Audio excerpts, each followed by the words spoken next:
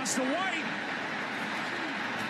He's in! Patriots win the Super Bowl! Welcome to Patriots Touchback Podcast. Good evening, everybody. Welcome on back to the Patriots Touchback Podcast. It's Season 3, Episode 46. We have made it to the final game of the regular season. And it's a bit of a, I would say it's a sad one, but it's a sad one for everyone that's doing the regular season. Not for us. We get to enjoy the postseason. But we've got one more game to underline. And that is, of course, our final home game against our AFC rival, the Miami Dolphins. Our guest Lee from Dol-Fan UK has just messaged me. He is on his way now, so hopefully he will get on with his next 5 minutes. I got Nick on board with me tonight because Kieran's obviously got work, so Nick's on standby with me. Nick, how are we doing this evening? How are we doing? How's your week been? All good, thanks. Feels like only yesterday since we sat here and did a review, but it was a few more days than that. All good, yeah. It's last push. It's a bit of a novelty going to do playoff football, but you know, I'm all for that. I hate week 18 though. It's one of those where it's so hard to predict. For those that, I know I'm not one of them, but for those that do fantasy, you know, you've tried to pick sides and who's going to be rested, who's not. And from my aspect, it's just like trying to plot a route. And, you know, the Chargers are resting Herbert. Does that? Buffalo are probably going to start Allen and rest. So that affects us. So it's just like week 18 and week 1 are like the worst weeks in the season to predict. So you just have to get on with it. But hey, we're playoff bound. It doesn't matter. We are playoff bound. This Dolphins game is going to be a bit of a helter-skelter type of game because we know the Dolphins really got nothing to play for. We're trying to win to secure the second seed. I would say secure the first, but we're going to need help with the Chargers, but it's very, very unlikely that is going to happen. But New England are putting out a strong team. We just want to go through, I think there's just been, Patriots have ruled out 4 players already for this game, which are the names I'm not surprised about. Offensive linebacker Harold Landry, he's been ruled out. I think they're just, although it says he's down with a knee, I think it's more of a case of we're going to rest you up because we're going to need you for the wildcard weekend. I think the same goes as well for linebacker Robert Spillane with the ankle injury. Jared Wilson out with a concussion. So that means Ben Brown is going to play left guard. And nickel tackle Chris Tonga is also out for week 18, although there was no, I think it was toe injury or foot injury, whatever it is. He's going to be out for this game. The fullback Jack Westover and quarterback Charles Woods are questionable for the game. However, the possible returns from injury reserve on the horizon: defensive tackle Milton Williams and left tackle Big Country Will Campbell are off the injury report. So it looks like we're going to get our main defensive tackle back. We are going to get our main blindside blocker back, which is a good sign. What do you make of the inactives that we've got so far? I mean, given starting with Jared Wilson, a concussion is a concussion. You can't really do anything about it. It's protocol. There's rules and regulations to be followed. It's not like he's hiding or whatever. He's got to go through a process, and if he can't make the markers at each process, then he's not going to pass. So Jared Wilson, fine, fair, so be it. Ben Brown, to be fair to him, has played really well at left guard the past couple of weeks. So I've got no issue with him continuing to deputize there. And when you've got the sieve at left tackle, you know, you're already working twice as hard as you have to anyway. So, yeah, that's a sieve for those watching on YouTube. Whether Campbell comes straight back in and plays a lot of the game, whether he plays a little bit, I don't know. I agree with you when it comes to Landry. I think it's probably a case of letting him rest up again, he's not a spring chicken anymore, you know. No.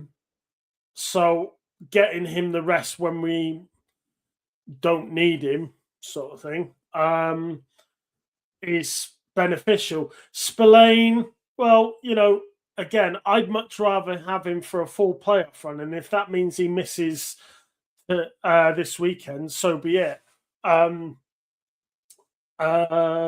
Milton Williams, again, he's just coming back. I wouldn't overdo it. Same with Campbell. If he plays a couple of series, plays a few drives, and then take him out, let him have a rest, maybe go back in a few drives later. But the idea is you're trying to ease those guys back in. I mean, Campbell's missed what, 4 weeks? 5 weeks? 4 weeks. So he's on IR for 4 weeks, yeah. Yeah. So you don't want to throw him in cold turkey. I mean, he came off IR and he missed another week last week, didn't he? So that's 5 weeks. You don't want to kind of throw him in cold turkey and say, there you go, play an entire game. Let him build it up. So ultimately, the inactives are the inactives. There's not a lot you can do about it. Based on how we've played over the past 3, 4, 5 weeks while we've been having these injuries, it's not the big be all and end all that oh my gosh, we're not going to be able to handle it. I think Vrabel will have everyone tuned in, everyone plugged into what's needed, and I think you just got to go with who's fit. I can see the likes of Milton Williams and Will Campbell probably play maybe for half the game or something. Probably predominantly maybe the first half. Because the only problem is though in New England is that we're going to be box score watching as well. Because obviously Denver and the Chargers play at the same time, so do the Bills and the Jets as well. So there is, if we are literally blowing out the Dolphins, then I can see us then, you know, taking our starters off and putting our backups in. You know, Josh Dobbs might come in. We might see the first. Oh, no, we won't see the first year. Josh Dobbs will come in. We might get to see a little bit more of Efton Chisholm as well, which would be great to see. But if our score is close and Denver's game close, I don't think Vrabel will pull his starters out, because I think he knows how much this game really, really does mean to us. On that note, Lee has just arrived backstage, so let's just switch the things. Let's bring him in. Good evening, Lee. How are we doing, mate? Long time no see.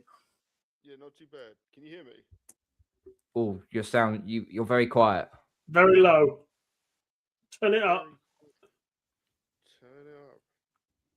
Let's see. Is that any better? That's Keep better. going. Now There we go. That's better. Now we can hear you. How are we doing, mate? Not too bad. How about you guys? Yeah, we're good. We're buzzing. Okay.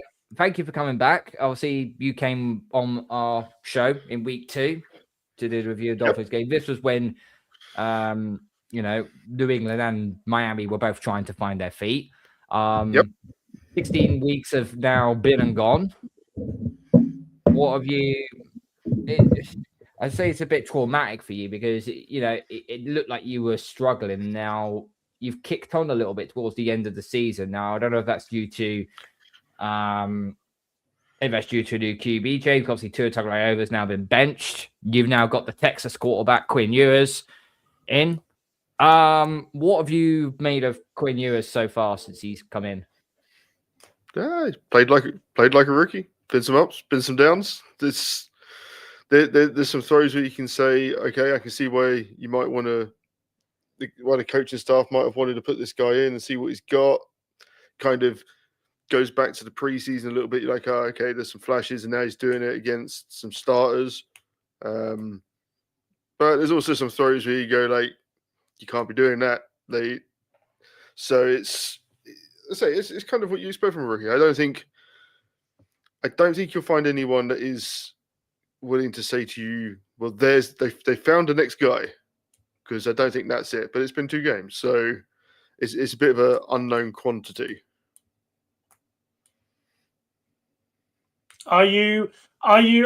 This is the first time I've met you, Lee. I wasn't on when Kieran was on last time. Sorry, my manners. Nick, this is Lee. This is Nick. It's all right. Nick, no it's worries. nice to meet you. Yes. Are you in the side of the Dolphins that you need a new QB, or are you in these things that are still like, well, yeah, Tua's our guy, and have you seen enough to say Tua's not the guy?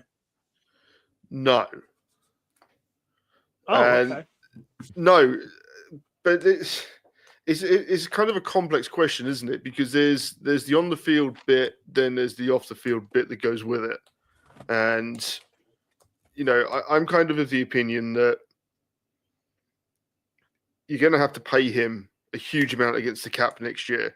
So you can either pay him to not be here and cripple your chances of building a winning roster, or you can throw him out there, see if he's got the chance, give him the chance to redeem himself, and if not, he takes you to where you want to go anyway, which is probably towards drafting another quarterback.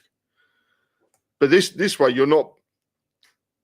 I think the worst case scenario is if you pay him to be off this team, we're paying him $56 million, and he goes somewhere else and looks like the guy that he has looked like in flashes this year and has done in the previous seasons under Mike McDaniel. And I don't know if I'm willing to give it up that quickly. Yeah. I mean, I suppose if you were to kick him to the curb, for lack of a better phrase, you have got a cheap QB for the next 4 years already on the books. So if you do pay massive amounts to Tua to get for him not to play, you have got cover in that you've got a cheap QB to back yourself up. But then again, any team that Tua signs for will offset off your cap anyway. Yeah, I mean, if someone's willing to take that cap here on, and if you believe the talking head media, then the guy shouldn't be in the NFL. Exactly. So, and you're absolutely right. It's good to have a rookie quarterback and a guy on a cheaper contract. It doesn't mean it's good though, does it? And that's the concern. You can have cheap, but it doesn't mean it's good. And that's very true. And if I'm heading towards a rebuild anyway, then I might as well have him sit on the bench. I'm not even necessarily saying let him play.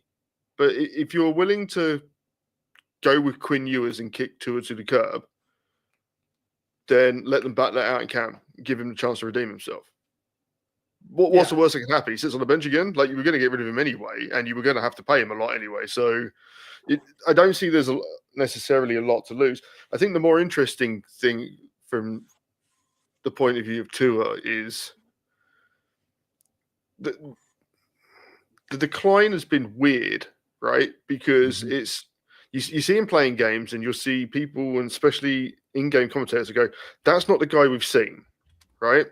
And then he'll come out and he'll play a game, and you'll go, "Well, hang on, that is the guy we've seen."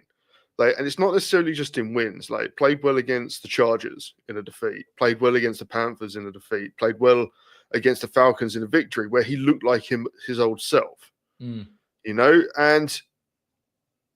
there's hints that, like, it's in there somewhere, but the question is, why has it gone off the rails? I think there's a lot of people who weren't fans of his in the first place, so they're obviously willing to take a victory lap because he's not playing well. But then again, it's also the guy that led the league in passer rating and passing yards. But the funny thing was, every time he did something good, essentially someone said, "No, because you can't do this, you need to change your game." And every time he changed his game, he got progressively worse. So, well, maybe you should just let him do what he was good at. So I'm not here trying to advocate for Tua. It's more a case of, I think there's a lot of things that have happened where people are willing to say, "Cool, he's absolutely done," and that the coaching staff are done with him, and the team are done with him. But when the Dolphins still had a chance this year, he was the one playing. Could have gone to Quinn Ewers at any time. After a disastrous outing against the Browns, right, for Tua, could absolutely have gone to Quinn Ewers at that point in the season, or Zach Wilson, or me for that matter.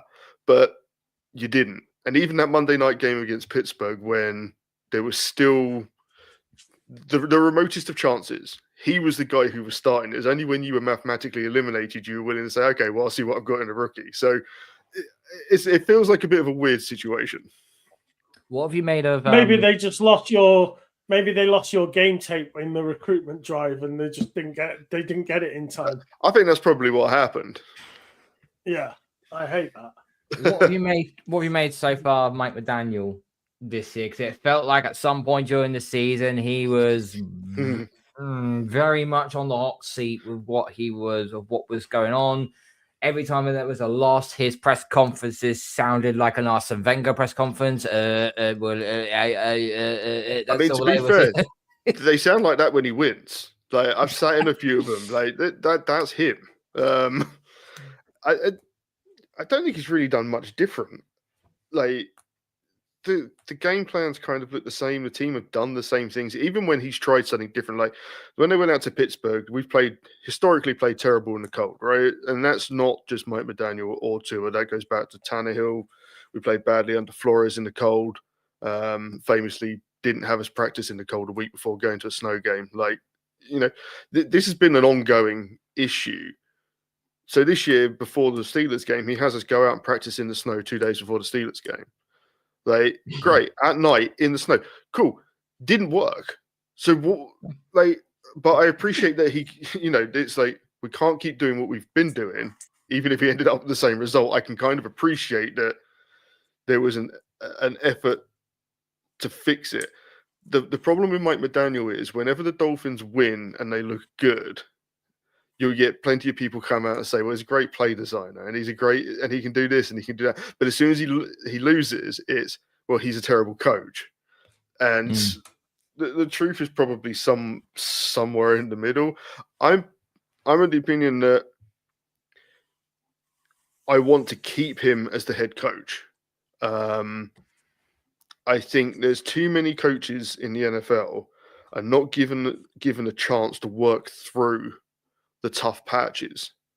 And like Mike McDaniel's about 500 as Dolphins head coach. His worst 2 seasons, last season and this season. We currently have 7 wins. Like there's a lot of coaches out there that never got to 7 wins. Do you know what I mean? And this is considered like a disastrous season. And it's like the first 2 years he had us as one of the best offenses in the NFL. I think the difference between him and some of the other coaches who get fired in this situation, like Robert Saleh's an interesting example, right? Or even an Aaron Glenn. I hate to just pick on the Jets, but hey, I'm sure you guys aren't going to mind. We do. It's okay. It's becoming a running joke on this podcast, so carry on. But you see what I'm saying? Like those guys, at no point did they have anything to point back at and say, hey, whilst I was the head coach, we accomplished this. All they did was lose while they were there. Mike McDaniel's first 2 seasons, all he did was take us to the playoffs and probably had the best year we've had in a decade. So it's, he's had 2 good seasons followed by a tough season last year and I would say a bad season this year. So I think when you weigh it up, it'd be really easy to get rid of him. But I think there's probably some more thought should go into it because otherwise we could be in a position again where you see him coaching another team. Everyone's like, well, I can't believe someone got rid of this guy. Like, why?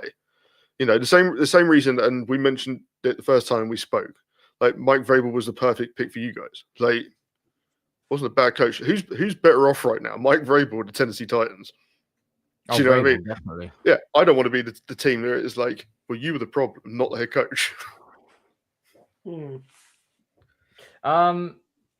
In going into this week 18 game, I know it's a dead rubber for the Dolphins. I mean, you could finish you're still going to finish below 500 potential with 8 and 9 or worse 7 and 10.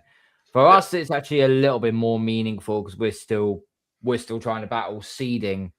These are the fun games, right? Well, it's a fun. Well, it's not a fun game if you're a betting man because it's the most. Nick said to me in the green room, it was like week 1 and week 18 are the worst games to predict because you just got no idea what's going to happen. You don't know who's. I mean, I'm looking at injury reports across the board already, and a multiple number of the playoff teams they've benched a lot of their starters. So and it's all jostling for position. I've got the Dolphins injury report up on here. It's just been confirmed. So you've got Minkah Fitzpatrick. He's going to be out with a calf injury.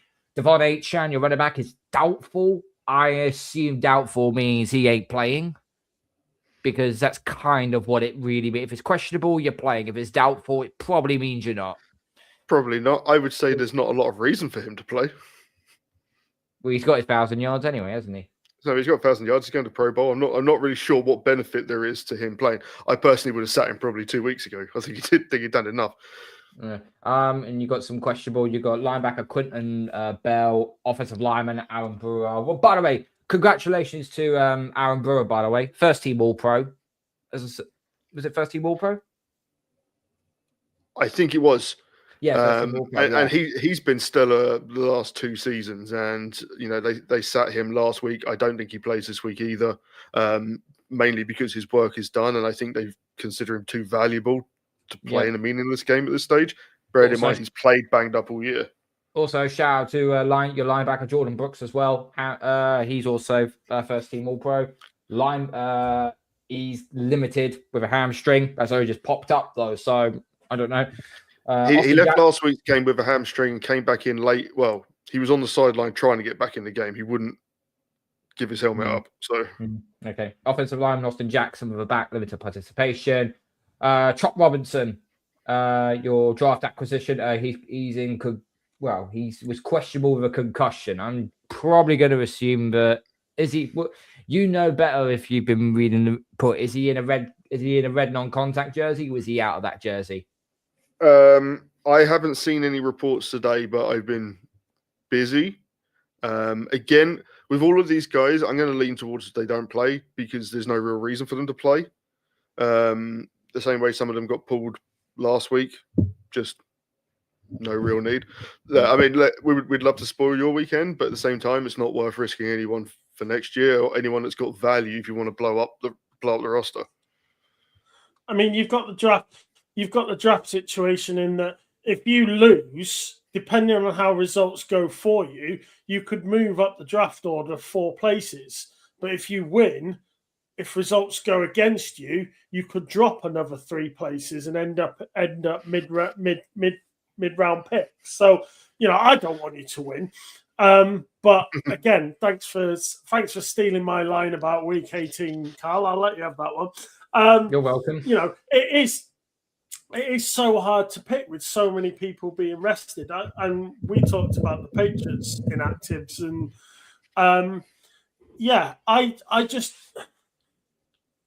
I think really those teams that are dead in the water and have got nothing to play for, what is the point? It's just, first rule of Tank Club: do not talk about Tank Club. That's all it is now, and it has been for 3 weeks. Yeah, I mean the thing is, we obviously got investigated for tanking, got found innocent, weirdly. Anyway, but the strange thing about it, isn't it, is the NFL incentivizes teams to lose. There becomes a point in at least half the teams in the NFL season where it becomes in their interest for them to lose games. So the NFL might not like tanking, but they also completely incentivize it. So it's not a surprise that it happens. And to be honest, they should probably just give up the facade of we'll all pretend it's not happening when we all know it is. I mean, you only got to see the Giants-Raiders game from last week. The amount of people that were just put on IR all the time. I was like, come on, which one of you? These are 2 tankathons here. What the hell's going on? Who the hell's out dueling who? And it turned out to be the Raiders did it just a bit better. I mean, you can see why the NFL changed the scheduling to make sure it's always divisional matchups to try and add some element of some way of trying to get a bad team to compete. For me, I'd take the 18 teams that don't qualify for the playoffs. I'd put them all in a pot, randomize them, and pull them out of a hat, and that's who gets. You mean draft lottery? You mean you do draft lottery? A lottery like the NBA? Yeah, you do like draft like the NBA and the NHL do. Yeah, because ultimately that's the only way you can stop tanking. Yeah. Because then, obviously, people don't know. People could win. You have to take it out of the team's control. Yeah. But exactly. then the Browns are just. That's the only way you can fix it. I mean, the Browns sucked while they tanked. So imagine they can't tank at all and they can still suck. They can't catch a break. They can't catch a break. I would say the Jets as well, but that's just the joke just writes itself on that one. So let's look at the tail of the tape regarding of these two teams. Rushing offense, New England ranked 13th in the NFL. The Miami are actually ranked 10th. Your offense is still quite potent, which is quite surprising, really. Pass offense, New England ranked 3rd in the NFL, 252. Miami 25th, so 7th worst. Points per game, we averages over 28. You average 21. Total defense, New England are ranked 7th all round. Miami ranked 21st. Rush defense, despite the fact we have been gashed in the running game, I'm actually so glad that Devon Achane ain't playing because I could have got. I don't want that to be gnarly. Saying that, we have got Milton Williams back, so that's a blessing for us anyway.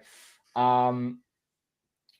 are we? Yeah, Dolphins are ranked 24th in defense. Pass defense, New England ranked 10th. You're ranked 18th. Points allowed, we've given up on average 19.4 points per game, which is 5th place in the NFL. You're giving up 24.1, which is 21st. New England one time possession by just over 2.5 minutes. We've actually still given up the most. We still given up 48 sacks compared to your 34, but for some reason you give up more yards. Don't understand that. Although that may be because the sacks that Drake May takes is when he's scrambling out of the pocket and he's not getting sacked from the tacklers. Turnover differential. We've got +1, which is tied 11th. You've got -2, which is tied 18th. Penalties against. We've actually got 94 penalties each. And again, yards against is 802 for us, 759 for you. So penalization is obviously a bit of a dead heat between us and Miami. I don't know if you saw any of the. I don't know if you saw any of the. I don't know if you saw any of the college games from last night. I watched one of them and just saw the highlights earlier on this morning. Is there any callback that you see out of those 8 teams which could fall in the draft and you might be persuaded to get hold of? I didn't see last night's games. I did watch Kane's game from the night before. I'll be honest, I usually get into the draft stuff in a couple of weeks' time, but I do think regardless of how Tua has panned out, I think what they did then was perfect. They said, look, here's the guy we want, and we're going to make sure that no matter what happens, we go get him. And, rightly or wrongly, they had, at least it went wrong with the guy they wanted. Whereas I think if you'd been in the Chargers position, and people might say Justin Herbert's better, that's fine, but they weren't in control of the quarterback they got. And I think as long as the Dolphins use the draft ammunition if necessary, trade whatever you need to. But if there's a guy there that you want, move the earth to get him, because otherwise you're just going to have a GM and a coach that are going, oh well, we didn't get the guy we wanted. So when it's a quarterback position more than any other, if there's one you want, make it happen. There's always a way to make it happen as well. We've seen all sorts of crazy trades to make sure teams get the guys they want. So that would be my preference. But before they get to that stage, they need a GM and they need to decide if they have a coach. And again, you're paying Tua $56 million next season, and you're paying him big the season after. Well, maybe another coach wants him. I don't know. Maybe another GM wants him. I think that there's so many moving pieces for Miami that it'd be very hard. It'd be hard for me to sit here and predict anything for you. You've brought Troy Aikman in as a consultant today, to help with the GM search. How do you feel about that? Do you feel that's going to be a successful move, or do you think you're sort of climbing up the wrong tree, if you like? I don't know. I appreciate the fact that the owner has gone and done something different than he's done in the past, because he's saying the GMs that I've had have not been working for me. And I think, again, sorry, if there's Jets fans listening, A, probably why, and B, I doubt it. I'm sorry to go at you again, but I'm gonna do it. But when the Jets fired Robert Saleh, you can't hire Mike Tannenbaum or Rex Ryan to help fuel the search for the next guy. It's like those are two guys you fired as well. Do you know what I mean? That just makes no sense. So I can appreciate the owner is trying something different. I mean, if you'd give me 1,000 guesses that a Hall of Famer was going to be asked to help, Troy Aikman would have been very low on my list of guesses. That's not anything against Troy Aikman. I just don't know, Yeah. I don't see the connection for a GM search. If he was being brought in to assess quarterbacks or even coaches, I kind of more get that. But I certainly like the fact that Stephen Ross, the owner, is trying something, like trying to make sure it doesn't work. Like the owner gets a lot of stick for doing a lot of things, especially with the tampering charges they got caught with. But everything he's ever done, you can see why in his mind he thinks he's trying to make the team better. Like, I don't think he's a bad owner. I wouldn't say that Steve Ross is a bad owner. The Brian Flores situation was a little bit. I still don't know the ins and outs on it, to be very, very honest with you. All I kind of have a good idea was it was between Brian Flores and Tua, I believe it was at the time. Did you make the right decision? I don't know. I generally and utterly don't know. All I'll say is that since he's gone to Minnesota to be defensive coordinator, he's basically started as he left off. Yeah, being a fantastic DC, and we know, and he is going to get a second crack head coaching gig. Sadly, though, it's not going to be for the Giants because of the legal allegations and exactly. There was another team as well. I can't remember. Houston, thank you. It's been the case, hasn't it, with a couple of New England coordinators.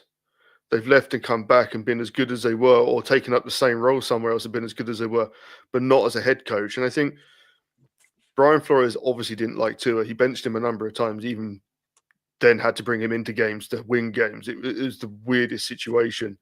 But, everyone and their mother knew that's who they were trying to get before they signed Brian Flores. So, he couldn't have been under any illusion that wasn't the guy they were trying to get. And then even when he was the head coach, like defense, like a lot of head coaches, or at least first-time head coaches, he was a great defensive coordinator for us. Our defense played well, but he couldn't hire an offensive coaching staff to save his life.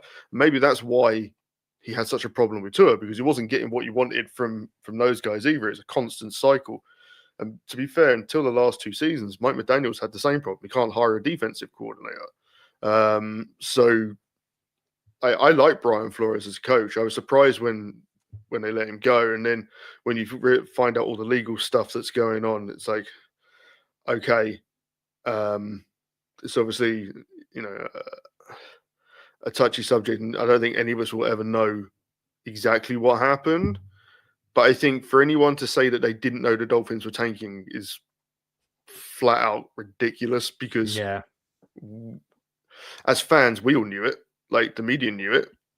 Like, I went on podcast the week before the season, we traded all of our starters. Like, if no one knew we were tanking, like, I don't know if you can say you were blindsided by it, or Okay. Right. Let's run into So when we saw you in week 2, we didn't ask you a question, what do you think of Drake May and so that, because it was week 2. You haven't really seen any spence of work yet with Vrabel and that. Now we've got to the end of the season, it's week 18. What have you made so far?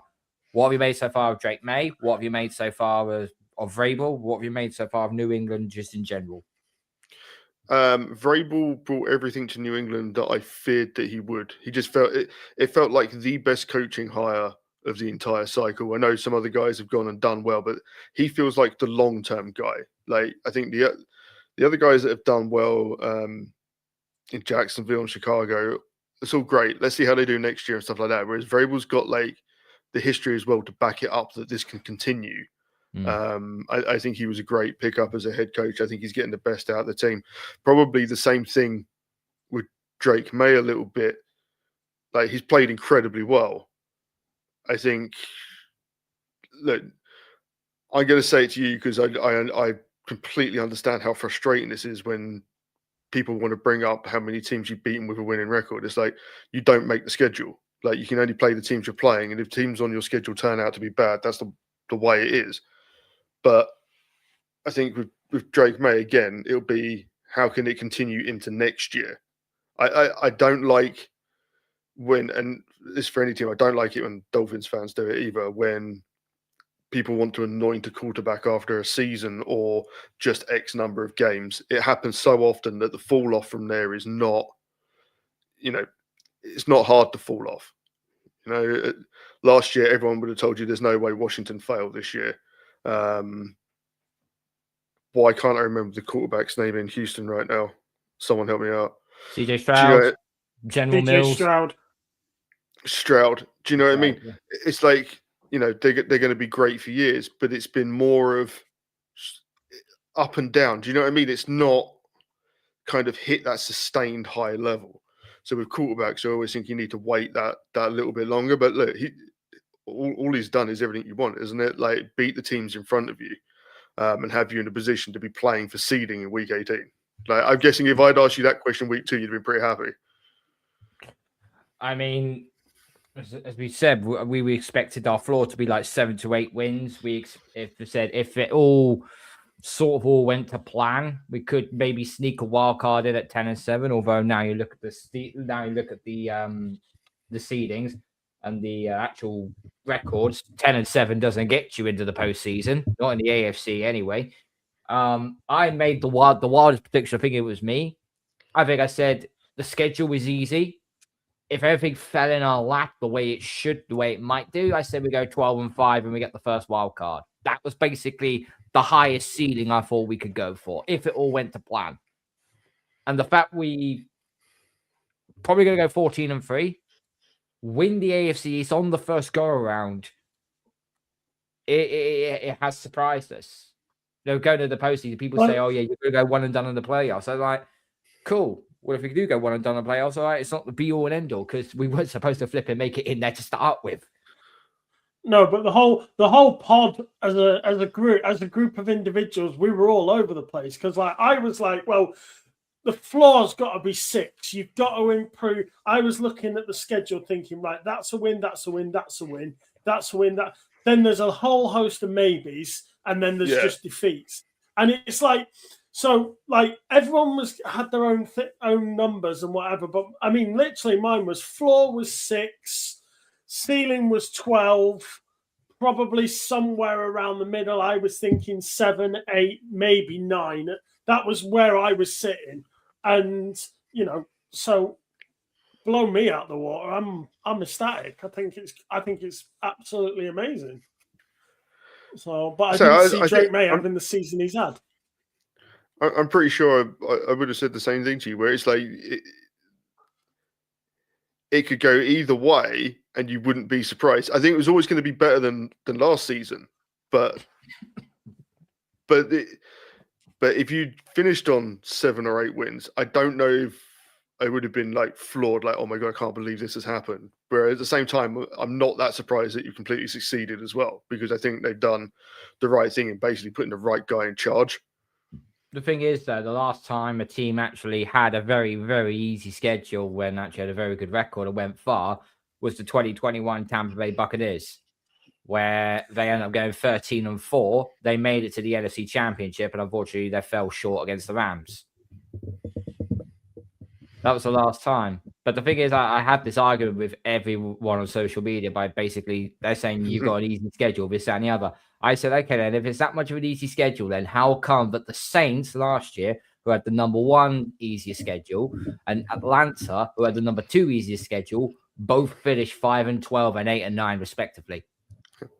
But the whole point is an easy schedule. And they said, well, it's still an easy schedule. Because no, give me a reason.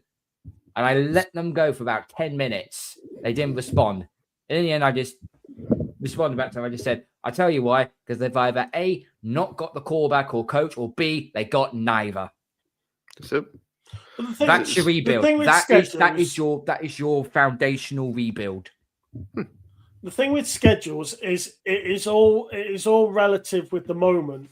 Look at everyone who, for the past 4 weeks, has had the Chiefs on their schedule. It's like that is not the mammoth task you thought it was going to be since Mahomes has been out. But the Chiefs have been terrible all year. They've been black and white. 1 week they're good, 1 week they're bad. So if you had the Chiefs on your schedule this year, that was great, brilliant. It doesn't look as bad as it looked before the season started. And ultimately, you can have the easiest schedule on the roster. If you don't turn up and win the games, it doesn't really matter. So schedules are schedules. What goes around comes around. You'll have easy ones, you'll have hard ones. I think we have this on our podcast every year where, like, as soon as the end of the season comes, people look at these are the guys. We know these guys are on our schedule for next year. That's a tough schedule. And it's like we haven't hit. Like, wait till free agency comes. Wait till August when someone gets hurt in training camp. Do you know what I mean? Like, July, but people get hurt in the preseason. Then we'll see what we're facing week 1 when those teams actually take the field. Do you know what I mean? It's that when you start making those assumptions, you set yourself up for disaster. The one thing that you can kind of rely on a little bit is a lot of those teams. Like, that's why I say that I'm pumping the brakes slightly on Drake May, is because of where you finished in the division last year. Your schedule is obviously slightly in theory should be slightly easier, right? But we also know that in theory it should take a slight jump next year because you're going to be playing all those teams that won the division. So that's when you get to make that kind of final assessment on it. And that's why I think some of those teams have struggled, like a Washington, for instance. You go from playing all the teams that finished last in their division to all the teams that finished best. There is, even allowing for teams dropping off and things going wrong, there is like an elevated level. You're playing some teams that are historically better, maybe. Yeah, no, you literally stole my point I was about to make there, saying that no, that's fine, perfectly fine. No, because obviously Washington, they went on that massive tear off, didn't they? Also, they had Jaden Daniels at rookie QB.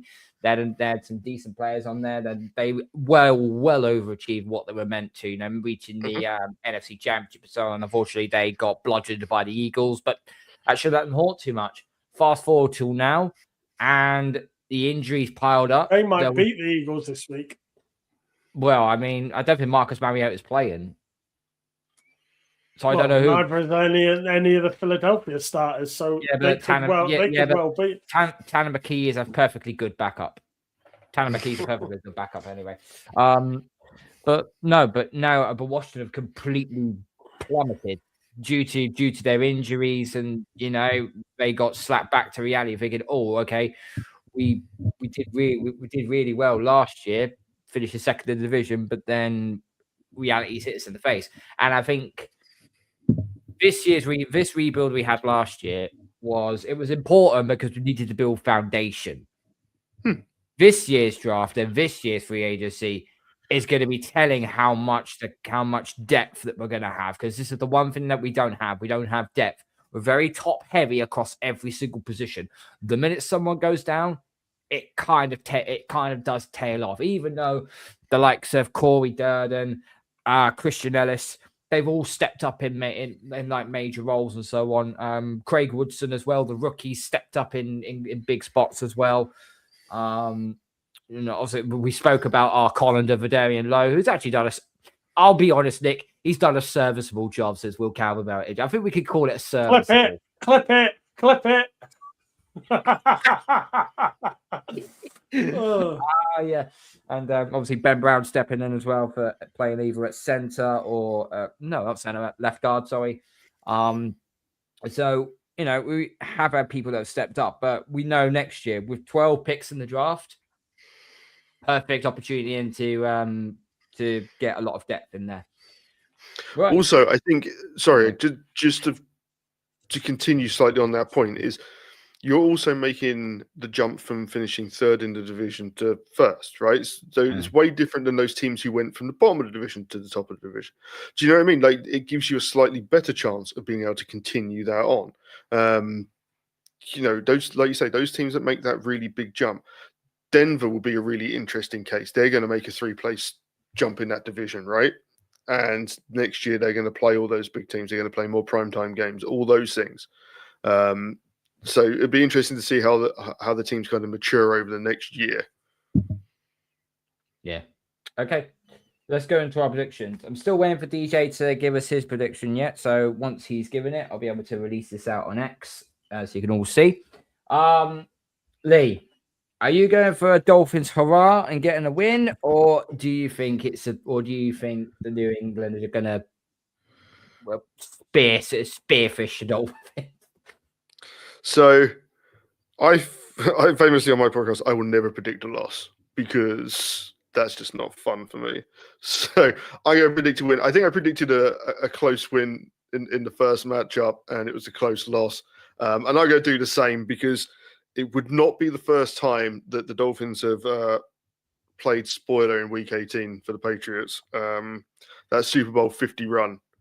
I still think the Dolphins absolutely messed up by making it a road game. We lost to the Jets and to you in the back end of end of that season. If we had to win if we won even one of those games, we'd have got home for the advantage. We probably would have faced Carolina in the final.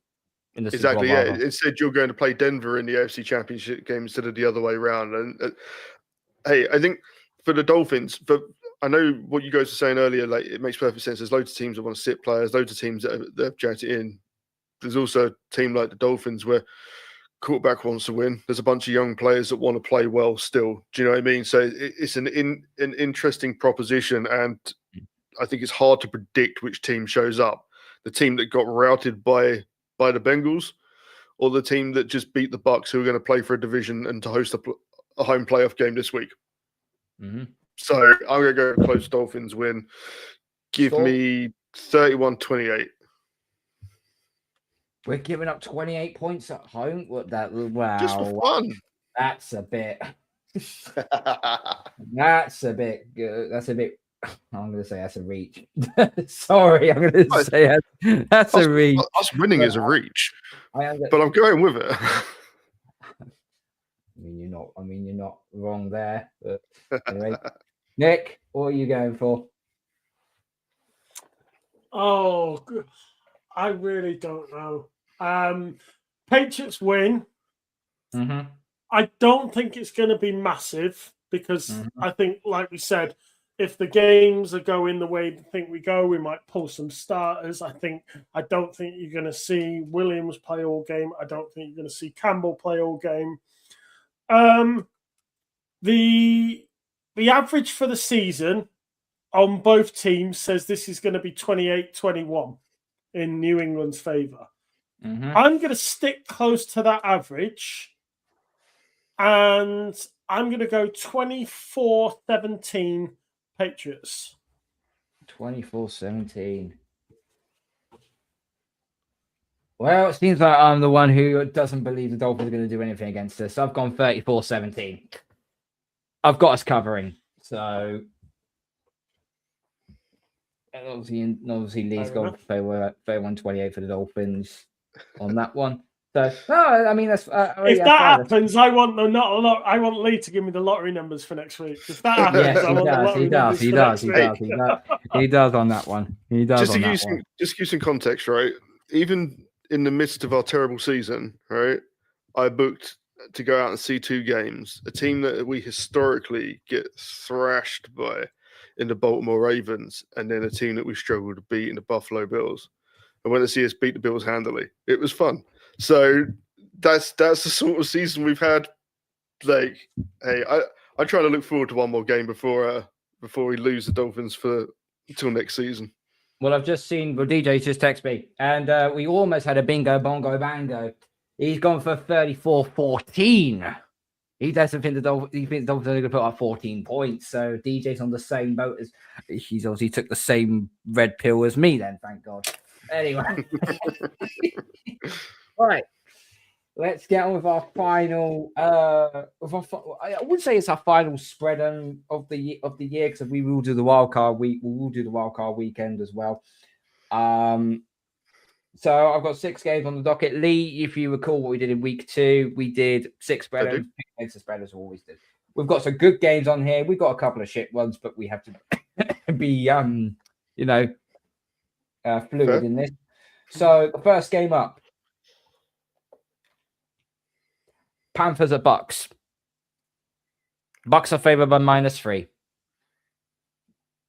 Bucks.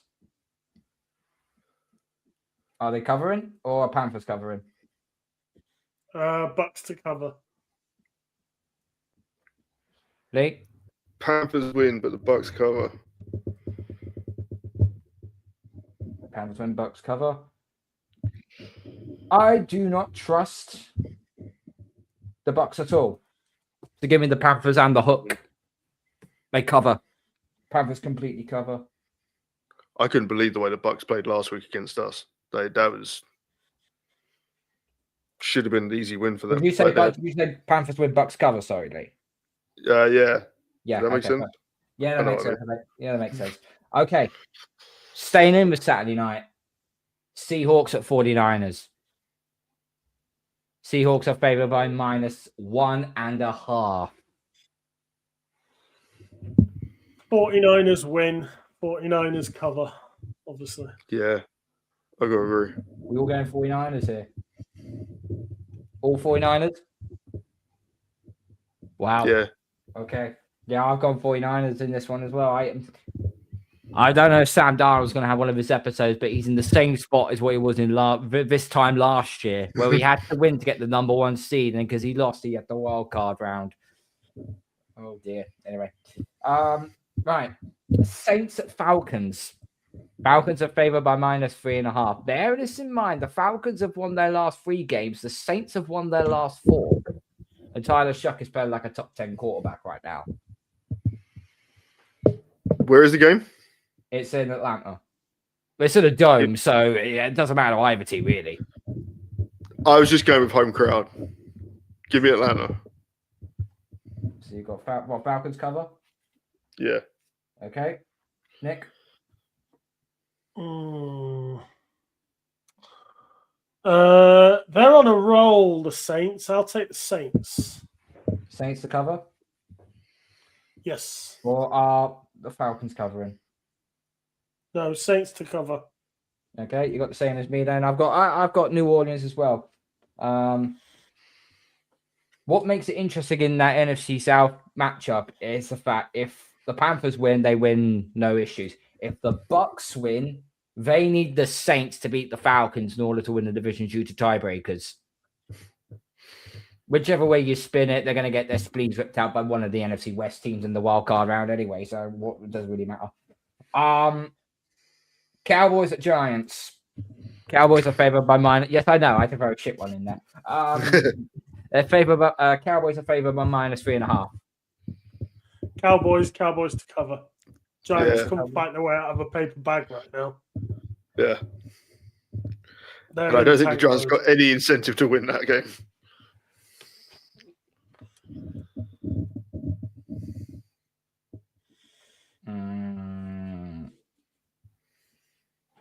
Yeah, I'm going to have to go with it. Well, I do think Jackson Dart's going to have a good game. I think Dart's going to have a good game. Even though Wandale Robinson is now out of injury. Looks like he's throwing to Darius Slayton all of a sudden. Good Lord. Okay. Commanders at Eagles. Eagles are favored by -4. Despite the fact they only managed to score 13 points last week.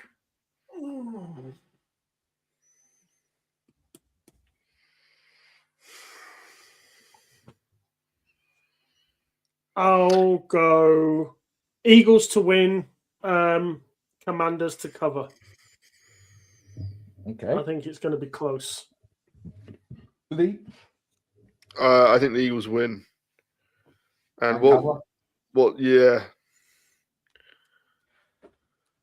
Okay. Final game. And it had to be the final game of the regular season. And it's for the most disgraceful division in all of the NFL, the AFC North. Ravens at Steelers. Oh. Ravens are favored by -3.5. Lee, we'll start with you. The Ravens have just been so up and down when I've watched them play this year. But I don't know if I like the Steelers that much. Give me the Ravens. Ravens cover. Yeah. Okay. Nick. Mike Tomlin always makes the playoffs. Oh, So give me the Steelers.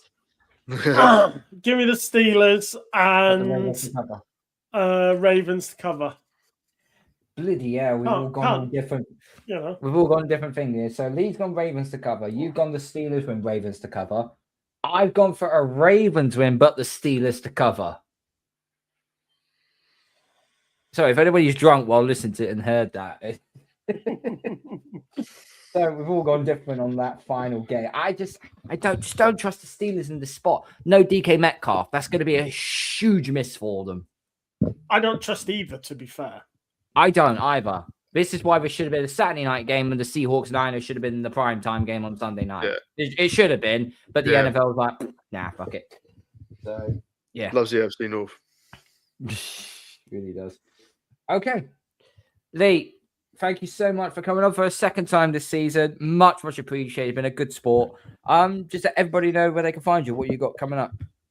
Yeah, we will be dissecting, I think is probably the right word, this season over the next few weeks, and looking forward to the playoffs a little bit. But you can find us at the Dol-Fan UK podcast.